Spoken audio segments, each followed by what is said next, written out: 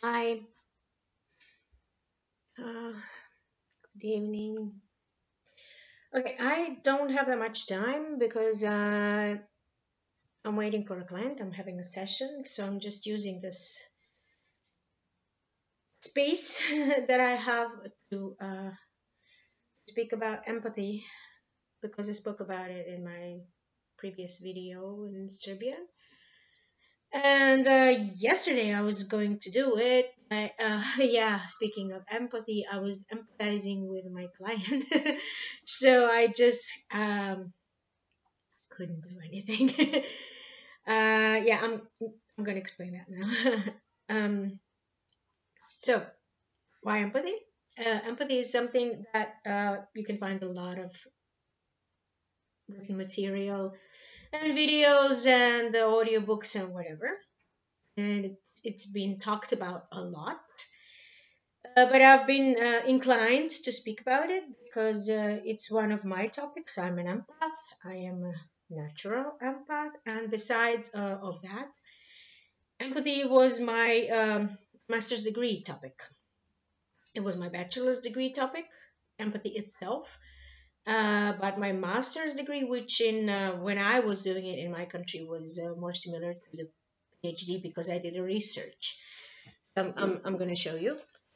This is my book, never published, because I was fed up with something. So why? So my thesis was called "The Possibility of Enhancement of Prosocial Behavior at the Children of Primary School Age with special programs of upbringing." So why this? It's quite long title because I had a mentor that had problems with the way I think and the way I work.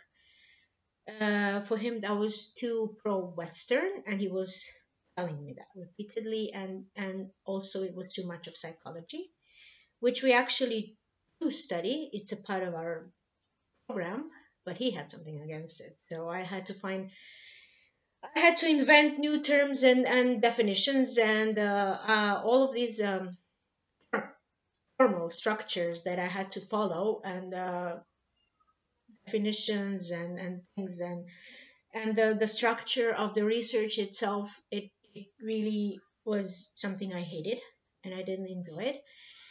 So I never actually point out that this is something that I did, this is something that I do, that I have a degree, that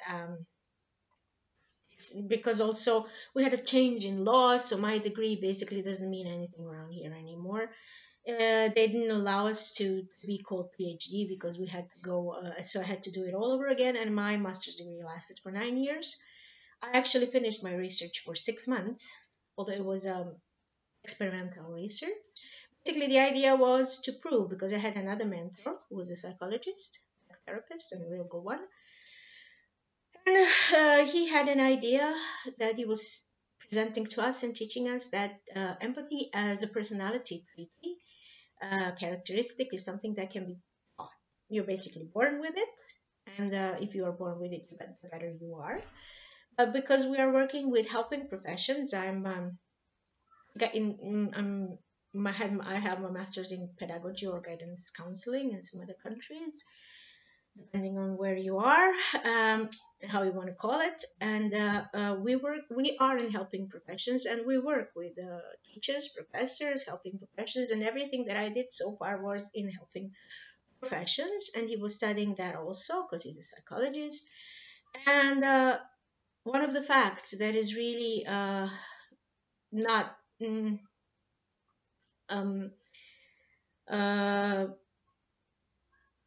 disempowering is that in the helping professions where it is most needed, the empathy is lacking.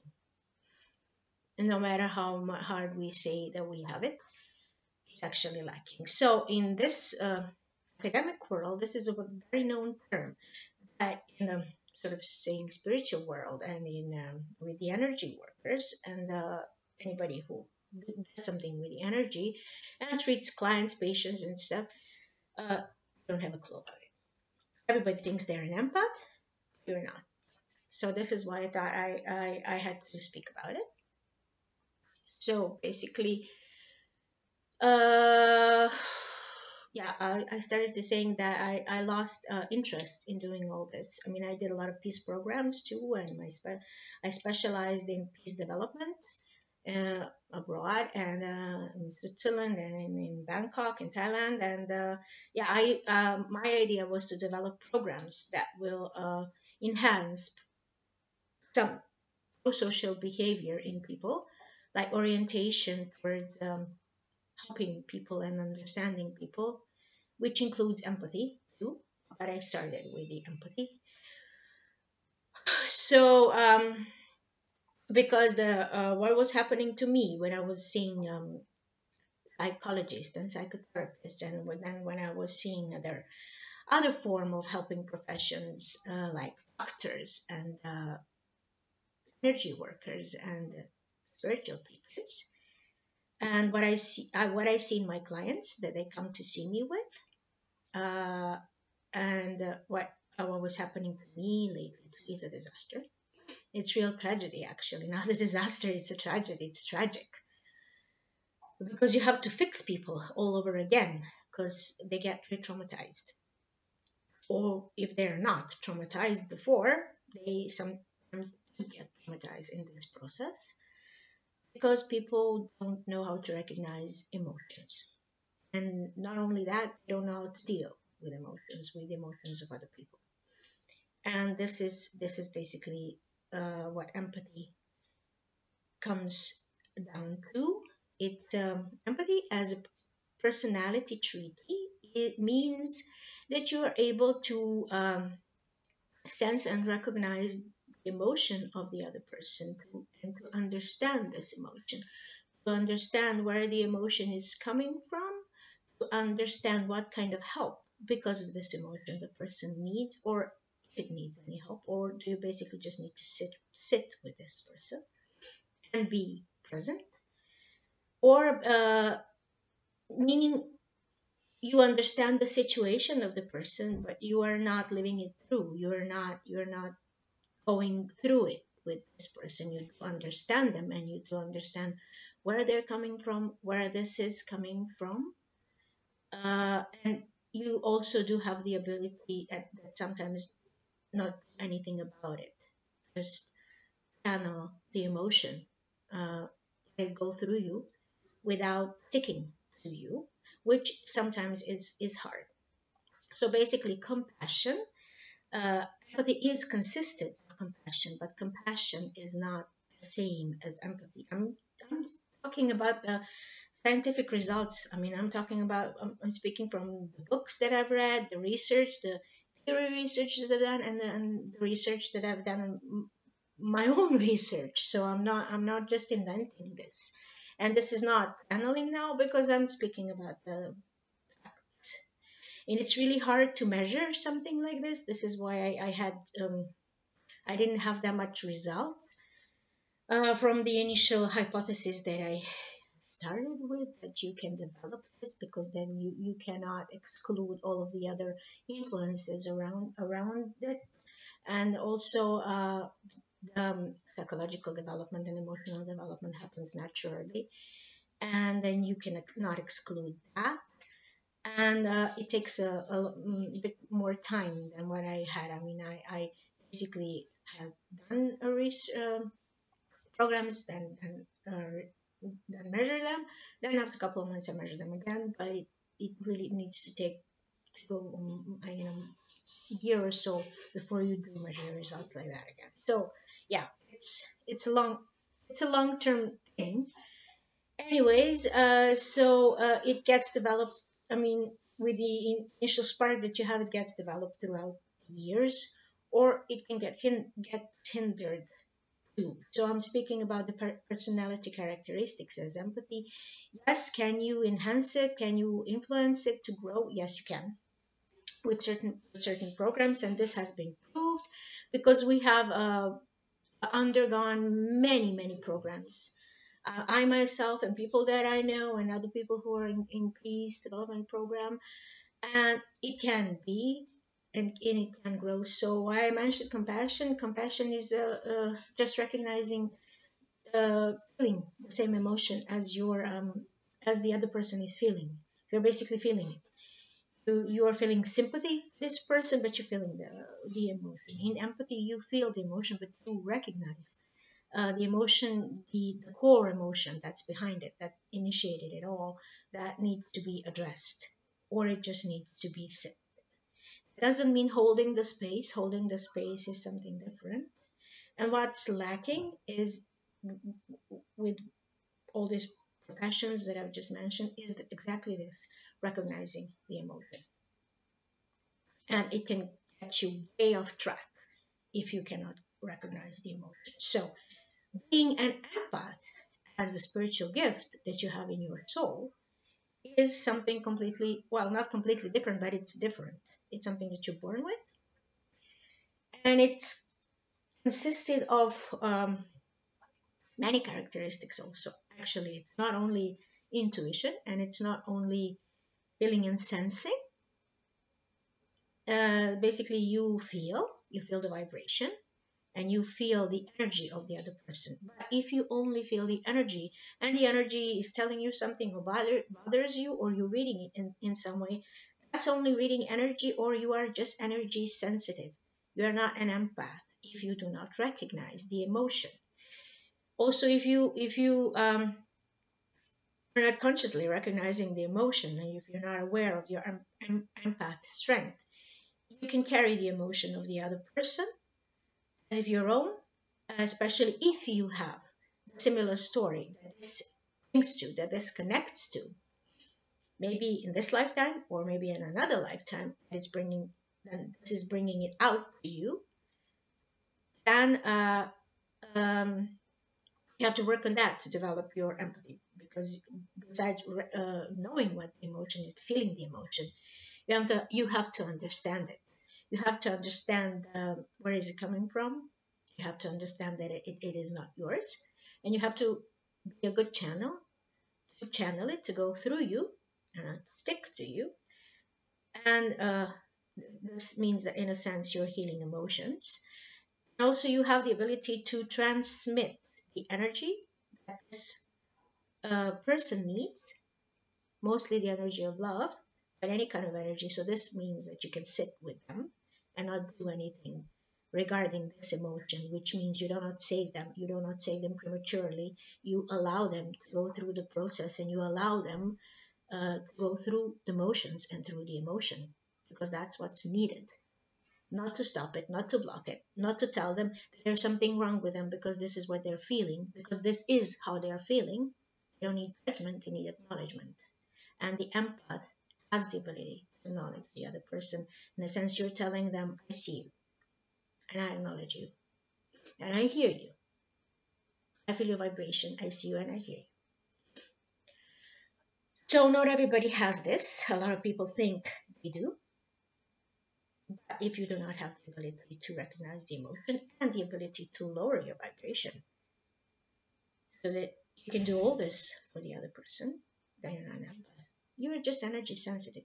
Clairsentient is feeling other people's emotions, but it goes in a package, along in a package with all this. You can develop it if you have worked on your instrument and developed your instrument. Then you can understand this energy in many different ways. The emotion, the story that it is coming from. Maybe you see images, maybe you don't. Maybe you hear, maybe you. I mean, it's a set of different abilities all together, like clairaudience, clairsentience, um, claircognizance. That's all when you recognize the emotion with all of this and have the ability to do all, to channel and transmit and transform, help it get transformed, then you're an empath. Yeah. Which can sometimes be difficult. I mean, I mostly read all those things in dreams, and I go through what my clients go through, even physically. When it is physical, that's something completely different. That's energy sensitive and clairsentient, and something else that I don't have the word for now at the moment in English.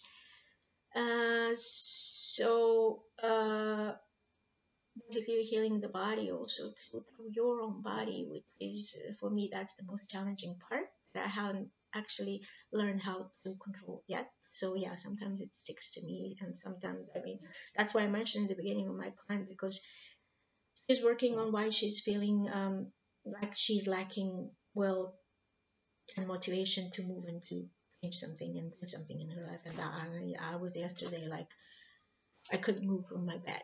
I couldn't do anything. I just, yeah. So basically, why? This is how I'm diagnosing.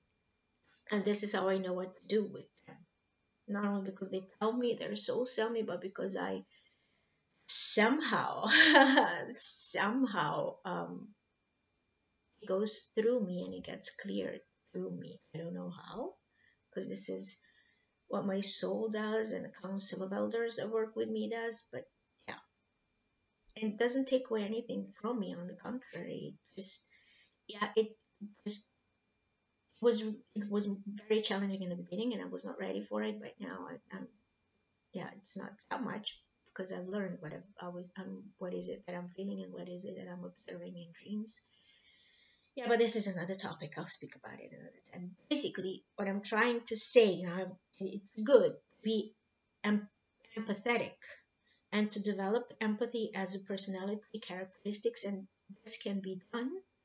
Not everybody is an empath, and this cannot be developed just like that, because if you don't have it in your core inside of you, you're going to be working for a really, really long time, maybe several lifetimes to develop this. So everybody thinks now that they're an empath. Since I've posted last video, no, you're not. I'm sorry. Many people won't like this, but you're not. I'm especially saying this because I've seen what's going on through people who think this. And why I mentioned helping professions, because you can get a secondary traumatization, you can get a secondary trauma from being too much in the energy of other people and experiencing their stories, and you don't even have to experience them or listen to them. I mean, psychologists and people in professions like mine, the thing that I do, my regression therapy, spiritual regression, requires you to be, it's like by default, you need to have, and if you don't have it, you have to develop empathy. If you're an empath by nature, well, that's better because the sessions are so much better than. But there are all too many professions and all too many people are telling me, "Oh, I want to help." What does it really mean that you want to help? In what way? I mean, we're talking about purpose, not helping is not a purpose. What is your talent? What is inside of you? What is it there for you to? What is your mission? Helping, you can buy somebody a bread, you can feed a child, you can go to a foster home, you can buy clothes to somebody, you can give money to somebody, you can volunteer for a cause. That's helping. Who's stopping you to do that? What's stopping you? You don't have to be to have any extra special powers to be helping. So that's what I'm saying. Not everybody is an empath. Because when you bite on somebody that you cannot chew, you can have a secondary traumatization, trauma, and you won't be feeling very good. So this means you have to set very good boundaries. And setting good boundaries means knowing yourself, knowing how you function, and giving yourself what you really need, and giving other people what they really need, not what you think they need. I mean, a whole lot of people want to be saviors and give you advices on what you should do without you even asking them to do that. Or empathy also requires active listening. You gotta listen to these people, not only with your ears, but with your other senses too. Because what's the point if you're telling somebody maybe the advice is a good advice, but this is something that they don't need at this point in time? That is not helping. It's not helpful. Helpful is actually hindering them and making them angry, and you're going to be cutting the connection with these people for good, most likely. So that's one thing. Secondary trauma means you have a therapist yourself. You work on yourself. You go inward and listen to yourself. You stop when you need to stop. You go when you need to go. You say what you need to say in an appropriate way, of course, and work on yourself. All the money that I earn, I mainly use to, I mainly use to work on myself, be able to do this, to support myself, do this, to support my channel, be able to do this, because a lot of energy is going through me,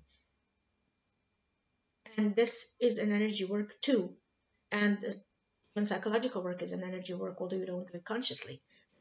You have to work on yourself all the time.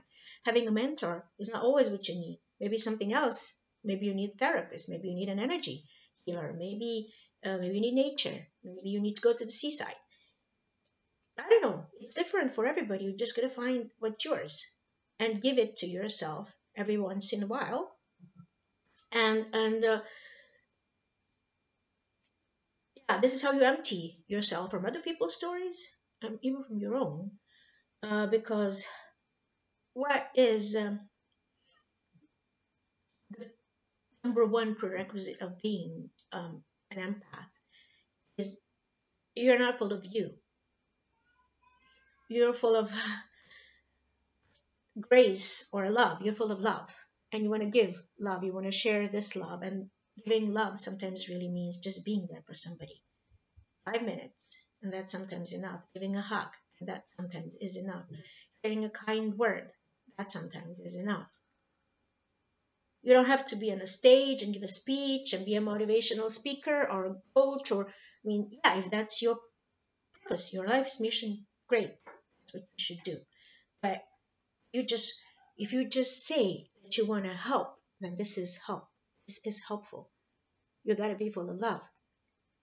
Otherwise, you're only full of it. You're full of yourself. I know we won't like this, but that's how it is, and I've seen it happen, and that's something else. You're doing it for yourself. We are all doing this for ourselves because in this process we're helping and developing ourselves and others. And when we work on ourselves, we're also spreading this energetically to others. But if you're doing it for, I don't know, because you feel powerful doing it, because you like being on a stage, because you like giving advices, because you like being admired, I don't know. You don't have to tell it to me. You don't have to tell it to anybody. Just be honest to yourself. Because maybe not a month from now, maybe not a year from now, but 10 years from now, a couple of years from now, you're going to be experiencing secondary trauma. You're not going to be feeling like doing what you're doing. You're going to crash and burn. Even when you're doing it for the right reasons, if you're not setting proper boundaries, and proper boundaries doesn't mean you're rude to people, it doesn't mean you don't want to talk to them and spend time with them, and it doesn't mean you're on a pedestal. It means knowing yourself. And just, sensing firmly where you want to go and where you don't want to go. Even if you expand them a little bit, why you're doing it.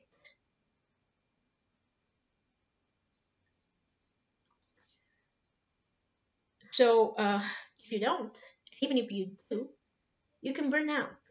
Yeah, there is the burnout syndrome that very often happens in helping professions and also in energetic with healers, as I've seen it, but they just don't know it because they don't admit it to themselves, because they have went over their limits and limitations, and they're over there. There are no limitations, yeah, sure, but you have to respect your own boundaries and your own self, and you know it very well. So if you don't, you're going to burn out. You're not going to be feeling like doing it anymore at all. You're going to be feeling powerless. You're going to be feeling like you don't have the will to do it anymore. You're going to feel like it's meaningless because you've been giving too much. You've been giving too much. You haven't been respecting your own boundaries. Maybe you haven't been giving too much. Maybe you've been taking too much because you have been doing this the wrong reasons in the very start. So yeah, then uh, when you're surrounded a lot with um, lack of empathy, you can get very discouraged, as it had happened to me. And this is why I haven't been mentioning any of this before, or I don't know, poking it out there, flying my flag, sort of saying, because it gets misunderstood. Because when you're an empath, it means you're really soft and tender. It also means you cannot be lied to, because you see through people. I mean, you sense the intentions, because when you sense the emotion, you sense the intentions, you sense the vibration, but you sense the intention that's behind. So you don't have to know what's really going on, but you sense there's something wrong because it's what they're saying and the vibration that they're giving is not a match, and the emotion that's behind it is not a match. So that's that's one of the things. But the outer kind of energy can get really harsh for empaths, and yeah, if there are too many of those who are not empaths, and they sense that they are seen through, so to speak, it can get challenging. So yeah, I was not flying my flag about it before, and I'm not even doing it properly now. It's just I'm checking the time, because I think I need to finish really soon, because I'm gonna be having a client. But yeah, in a sense, this means that you gotta be full of God to be able to be a proper empath without hindering yourself and harming yourself. And if this means that people won't understand, well then so be this. This is who you are, and this is what you came here to do. There are many different ways in which uh, empath can express what he's about, what he needs to do and share. One of what I do is one, but it's not the only one. Uh, but if you want to develop uh, ability to empathize and be empathetic, there are programs who can help you with this. They have been developed, and yeah, at one point, basically what I did with groups, what I worked with groups, is develop my own programs and work on them on different topics. So I don't use scripts that other people gave me or wrote for me. I wrote my own even before I started doing this, and now I channel. So when I work with groups, I channel. Don't I don't know in advance what am I going to say, what's going to come out. So yeah, but before I was making my own programs, like I did for my master's thesis, and this is what I did. That's one of the downsides of empathy. You can get easily discouraged and disappointed with people. And one of the things that was going on through my mind yesterday, what I was feeling, like I was feeling, and because of some of the other things that I was going through lately, the changes, I guess, that are going through me is I have these thoughts, this repeating thoughts that I caught just like a couple of months ago, that are saying like human beings are so disrespectful, ungrateful, and disappointing, and they're not worth helping anymore. So yeah, I guess I myself came to the point of a bit of a burnout because if you're inclined to help and there is a lot of need to be helped around, you're gonna be doing it. I mean, there are too many people bleeping around you that need help. Sometimes you're going to be doing it unintentionally. Your soul is going to be doing it and help them channel. So this is the moment when you should just check yourself and stop, because you don't have to be doing it all the time. But because of the changes that we are going through, that I'm going through myself, but the collective and the earth is going through, and the universe is going through, a lot of energy was going through me. So I guess I, yeah, I was helping my client, and I was helping obviously somebody else too. So I came to the point that I'm a bit fed up and had a bit burnout. So this means that you need a vacation and do some of the other things for you, only for you, and only for yourself. So I think, yeah, I think with this I've said everything I needed to say. So I'm gonna go have a session now, and you go and do something